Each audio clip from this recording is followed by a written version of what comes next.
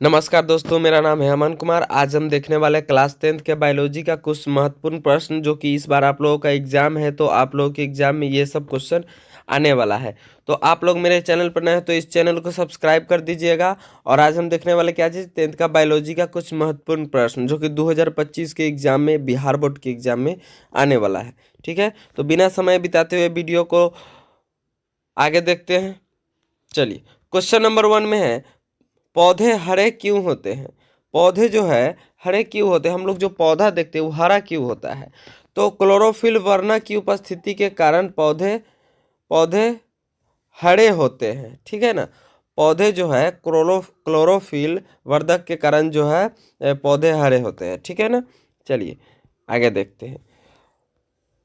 पौधे और जंतुओं के श्वसन में अंतर बताइए। यानी पौधे और जंतुओं में क्या अंतर हो सकता है, सॉरी, पौधे और जंतुओं के श्वसन में क्या अंतर हो सकता है। तो आंसर में दिया गया है कि पौधे में श्वसन दर जंतुओं की अपेक्षा धीमी होती है।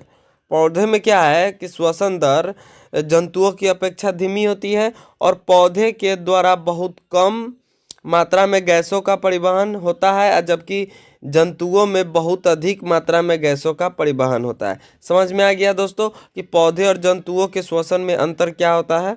चलिए, जब ये समझ में आ गया होगा तो आगे का क्वेश्चन हम लोग करेंगे।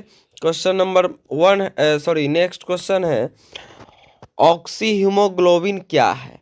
ऑक्सी हीमोग्लोबिन क्या है। हीमोग्लोबिन के नाम आप लोग सुनेंगे, लेकिन ऑक्सी हीमोग्लोबिन क्या होता है ये देखिए। ये एग्जाम में बहुत बार पूछा जाता है। चलिए, ऑक्सीजन युक्त हीमोग्लोबिन को ऑक्सी हीमोग्लोबिन कहते हैं। यानी कि जिस हीमोग्लोबिन में ऑक्सीजन ऑलरेडी रहता है उसको बोलते हैं ऑक्सी हीमोग्लोबिन। समझ में आ गया होगा। तो चलिए आगे देखते हैं। नेक्स्ट, टिड्डे होगा, टाइपिंग मिस्टेक हो गया है, यहाँ पर सुधार लीजिएगा। ठीक है, टिड्डे के पाचन तंत्र के भागों के नाम बताइए। यानी कि टिड्डे के पाचन तंत्र जो भाग होता है कौन कौन, उसका नाम क्या है। तो टिड्डे के पाचन तंत्र को 3 भागों में बांटा गया है, और वो 3 भाग आपके सामने हैं। और यह ए नंबर में आता है अंग्रंत्र, ठीक है, बी नंबर में मध्यांत्र, और सी नंबर पश्चात्र होता है। ठीक है ना, यही 3 भागों में बांटा गया है टिड्डे के। चलिए, नेक्स्ट क्वेश्चन की बात करें तो परपोषी किसे कहते हैं। परपोषी किसे कहते हैं, दूसरे से पोषण प्राप्त करने वाले जीव परपोषी कहलाते हैं। यानी देखिए, परपोषी क्या होते हैं, जो भोजन के लिए दूसरे जीव पर आश्रित रहते हैं। ठीक है ना, जैसे हम भोजन खुद नहीं बनाएंगे, हम दूसरे के का आशा करेंगे, वैसे ही जीव जंतु जो होता है दूसरे पर आश्रित, कोई भी मनुष्य भी हो सकता, जैसे जंतु दिया गया है तो कुछ भी हो सकता है, जो भोजन के लिए खुद नहीं बनाएगा लेकिन दूसरे पर आश्रित रहेगा कि हाँ अगला आदमी हमको देगा। तो इसी को बोलते हैं परपोषी जीव। ठीक है ना, परपोषण इसी को कहते हैं। समझ में आ गया। तो आगे देखेंगे, परजीवी किसे कहते हैं। वैसे जीव जो अपना भोजन, आवास जैसी क्रियाओं के लिए अन्य जीवों के शरीर पर वास करते हैं, उसे परजीवी कहते हैं। ठीक है, जैसे कि परजीवी में हो जाएगा आप लोगों को, जैसे जंगल में कहीं भी कोई भी जीव जानवर मर जाता है तो उस पर देखते हो कि बहुत सारा कीड़ा वगैरह ये सब लग जाता है। वो सब खा खा के खत्म, लोग कहता है कि सड़ गया, सड़ के खत्म, लेकिन सड़ता नहीं है।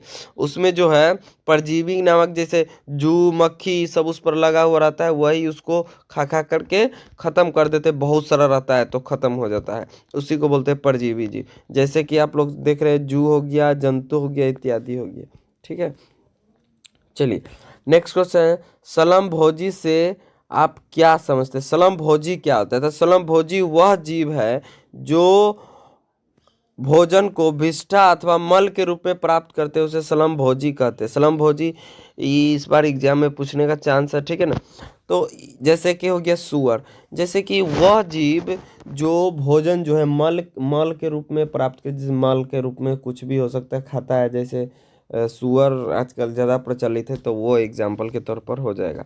तो इस समझ आ गया। तो नेक्स्ट क्वेश्चन है, टिनिया सोलम और स्कैरिसस, स्कैरिसस होता है। ठीक है ना, तो यहाँ पर टाइपिंग मिस्टेक हो गया। अपना भोजन कैसे प्राप्त करते हैं। टिनिली टिनिया सोलम और स्कैरिस अपना भोजन कैसे प्राप्त करते हैं। चलिए आंसर को देखते हैं। टिनिया सोलम और स्कैरिस मनुष्य के छोटी आंत में परजीवी के रूप में रहते हैं, वहीं पर यह पचे हुए भोजन को चुस्की द्वारा कर लेते हैं। जैसे मान लीजिए टिनिया सोलम जो है और स्कैरिस मनुष्य के छोटी आंत में रहता है एक परजीवी के रूप में। वह जो है जो मनुष्य के भोजन करता है, मनुष्य भोजन करता है, जो उसका भोजन पच जाता है तो वह परजीवी जो है अपना अवशोषण चुस्की द्वारा कर लेते हैं। समझ में आ गया? तो आगे हम लोग देखेंगे, आगे अगला क्वेश्चन हम लोगों को क्या हो सकता है, यह है हरे पौधे को उत्पादक क्यों कहते हैं। तो हरे पौधों को उत्पादक क्यों कहते हैं, तो पौधे में CO2 और H2O सूर्य प्रकाश तथा हरित लवक की सहायता से अपने तथा जीव जगत के दूसरे जीवों के लिए भोज्य पदार्थ का निर्माण करते हैं, इसलिए इन्हें उत्पादक कहा। जैसे हरे पौधे में CO2 और H2O होता है, ये जो सूर्य प्रकाश तथा हरित लवक की सहायता से अपने लिए और जीव जगत यानी दूसरे जीवों के लिए भोजन प्राप्त करते हैं, इसलिए इसको हरे पौधे में उत्पादक कहा जाता है। समझ में आ गया होगा? तो नेक्स्ट क्वेश्चन देखेंगे, उत्सर्जन किसे कहते हैं, इसके दो मुख्य अंगों के नाम लिखिए। तो देखिए आंसर क्या कहता है, शरीर की उपापचयी प्रक्रिया के परिणाम स्वरूप उत्पन्न हानिकारक नाइट्रोजन युक्त अपशिष्ट पदार्थ को शरीर से बाहर निकालने की प्रक्रिया उत्सर्जन कहलाती है। समझ में आ गया? यानी शरीर की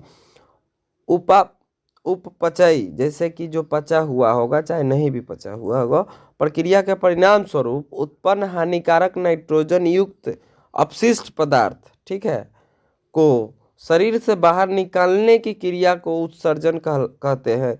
जैसे इसके मुख्य दो अंग कौन कौन, एक वृक्क हो जाएगा, वृक्क ऐसे लिखाता है, ऐसे करके, ऐसे ऐसे ऐसे, टाइपिंग मिस्टेक हो गया है, ठीक है ना, ये ऐसे, और ये दो में हो जाएगा फेफड़ा।